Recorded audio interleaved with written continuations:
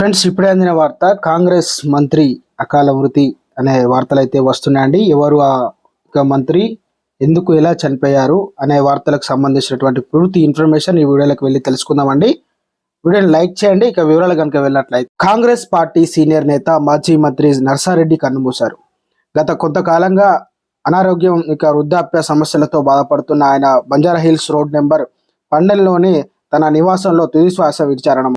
ఇవాళ ఉదయం నర్సారెడ్డి మృతి చెందినట్లు ఆయన కుటుంబ సభ్యులు వెల్లడించారు. కాగా నిర్మల్ జిల్లాలోని మలక్ చించోలి గ్రామానికి చెందిన నర్సారెడ్డి కాంగ్రెస్లో అంచెలంచెలుగా ఎదిగి 1972 నుంచి 2 ఏళ్ల పాటు ఉమ్మడి ఆంధ్రప్రదేశ్ పిసిసి చీఫ్గా పనిచేశారు. జలగం వెంగళరావు క్యాబినెట్లో రెవెన్యూ మంత్రిగాను నర్సారెడ్డి పనిచేశారు. ఎంపీగా, ఎమ్మెల్యేగా, ఎమ్మెల్సీగా వివిధ హోదాల్లో నర్సారెడ్డి పనిచేశారు.